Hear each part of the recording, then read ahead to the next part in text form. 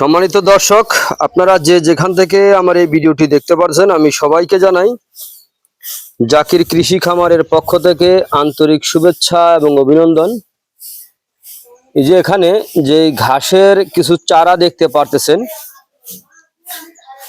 এটা হচ্ছে American Guatemala 5G ঘাসের মোতা সহ চারা।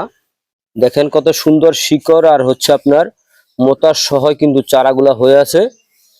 এই চারা রোপণ করলে আপনার একটি চারাও মিস হবে না। আর এটা হচ্ছে চারা থেকে যেই ঘাস কেটে ফেলেছি সেই ঘাস, এই সে হচ্ছে পাতা। এটা চারা থেকে যে পাতাগুলো কাটা হয় সেই পাতা। আর এটা কিন্তু আপনার সেই মোতা সহ কিন্তু চারা। দেখেন এই চারা যদি আপনি রোপণ করেন, প্রত্যেকটা চারাই আপনার হবে, একটি চারাও আপনার মিস হবে না। এই চারা আপনার যে কোনো মৌসুমে আপনি রোপণ করতে পারবেন। এই ঘাস রোপণ করার কোনো দিনক্ষণের প্রয়োজন হয় না। 12 মাস যে কোনো সময় রোপণ করা যায়, অথবা যে কোনো মাটিতে রোপণ করা যায়। কিন্তু যে জমিতে পানি আটকিয়ে থাকে সেরকম জমিতে রোপণ করা যাবে না। যে জমিতে জোয়ারের পানি অথবা বৃষ্টির পানি হচ্ছে আবার চলে যায়, আপনি সেরকম জমিতে ঘাসটা কিন্তু রোপণ করতে পারবেন।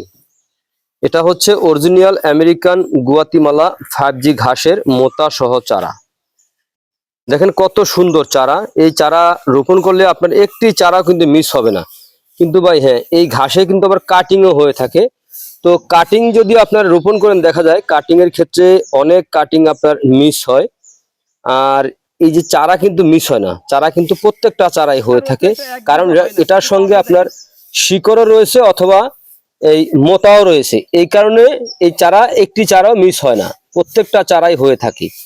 তো আমি বলবো, আপনারা যদি আমেরিকান গুয়াতিমালা 5G ঘাস রোপণ করতে চান, তো কখনো কিন্তু এই ঘাসের বিচি রোপণ করবেন না। এই ঘাসে কোনো বিচি হয় না। এই ঘাসে আপনার কাটিং হয় অথবা এরকম মোতা সহ চারা হয়, কিন্তু এই ঘাসের কোনো বিচি হয় না, এই ঘাসে কোনো ফুলই হয় না। তো প্রিয় বন্ধুরা, আপনারা যদি আমার চ্যানেলে নতুন হয়ে থাকেন তাহলে আমার চ্যানেলটিকে সাবস্ক্রাইব করে পাশে থাকবেন। আর যে যেখান থেকে আমার এই ভিডিওটি আপনারা দেখতে পারছেন, যদি আপনাদের কারো এই আমেরিকান গুয়াতিমালা হাইব্রিড ঘাস অথবা smart Napier, Zara one, Taiwan সহ যে কোনো ধরনের ঘাসের কাটিং এর জন্য আমার স্ক্রিনে দেওয়া নাম্বারে যোগাযোগ করবেন। তো সকলে ভালো থাকবেন। আল্লাহ হাফেজ।